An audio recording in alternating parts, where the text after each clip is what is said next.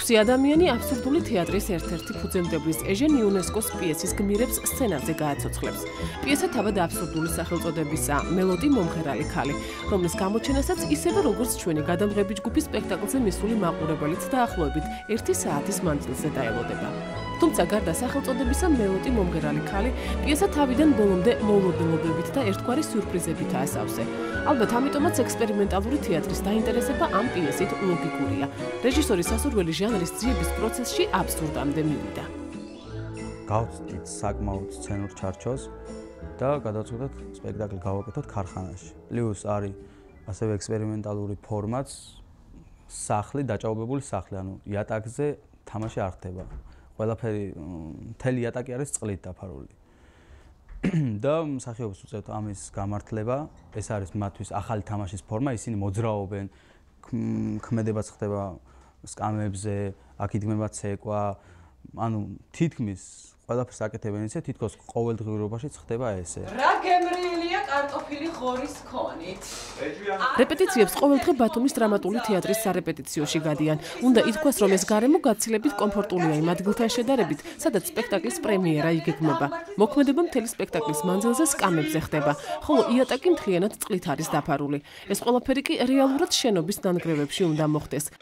ის რომ სახელი ქვია ჩვენ თეატრს ექსპერიმენტალური სრულიად ამართლებს, იმიტომ რომ გვითამაშია დიდ სცენაზეც, პატარა სცენაზეც, ქუჩაშიც, მაგრამ ქარხანაში თუ ვითამაშებდით, მე ეს ვერ წარმომიდგენია. რატომღაც ჩვენს რეჟისორს გიორგის ეს წარმოუდგენია და ვნახოთ რა გამოვა ამით.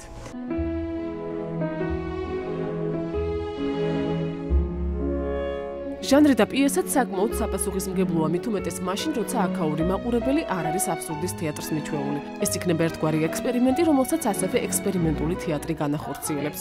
დამწყები რეჟისორისთვის და მსახიობებისთვის ასეთი გადაწყვეტილება საკმაოდ გაბედული ნაბიჯია, მაგრამ მათთვის პიესაზე მუშაობის პროცესი იმდენად საინტერესო აღმოჩნდა, რომ ამაზე ნაკლებად ფიქრობენ.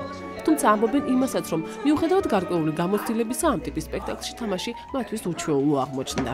თავიდან შემეშინდასავით არ ვიცოდი როგორ მოვერგებოდი როლს, ძალიან ამაყი, არის უკომპლექსო და ცოტა იყოს მერთულა თავიდან, მაგრამ შემდეგ გავართვი თავი და ვფიქრობ, რომ მაინც მიიღებს მაყურებელი. შესაძლებელია ბატონო, შესაძლებელი. მაგრამ მე არაფერი არ სტოპ. ეგ არ არის ჯერ. შესაძლებელია ბატონო, ხო? ჩავიხედეთ სარგეში ვაიმე ულვაშები, მაგ შესაძლებელი. ერთმანეთისგან სრულიად განსხვავებული 6 პერსონაჟი, ერთგვარი გაურკვევლობა და სანახაობრივად დატვირთული მოქმედებები. სხვადასხვა სცენების ერთ მთლიანობაში შეკრა უკვე მოახერხეს და ცდილობენ მაყურებელს დახვეწილი თამაში აჩვენონ. ამ პიესის ავტორის დამოკიდებულება თეატრისადმი თავდაყირა აყენებს სპექტაკლის დადგმის ყველა სტანდარტს, თუმცა მისი ანტიპიესები სულაც არ ნიშნავს ანტირეჟისურას. დამოკიდებულება საქართველოში აბსურდის მიმართ არის ცოტა კი არა მეტად კრიტიკული და თითქმის არავინ არ კიდებს ხელს დასადგამად, იმიტომ რომ აბსურდის თეატრს აქვს თავისი პრინციპები, ანუ აქ ხდება უარყოფა მთლიანად დრამის სისტემის აბსოლუტურად, ყველაფერი როგორც სტანდარტულ პიესაშია, აქ ყველაფერი ხდება უკუღმად. ამიტომ რეჟისორისთვის უფრო რთულია მუშაობა, მსახიობისთვის რეჟისორზე მეტად რთულია მუშაობა და აქ იწევს სხვა ექსპერიმენტალური ფორმების მოძებნა, ასე როგორც სპექტაკლისთვის, ასევე თამაშის ფორმა უნდა ეძიო კიდევ ახალი.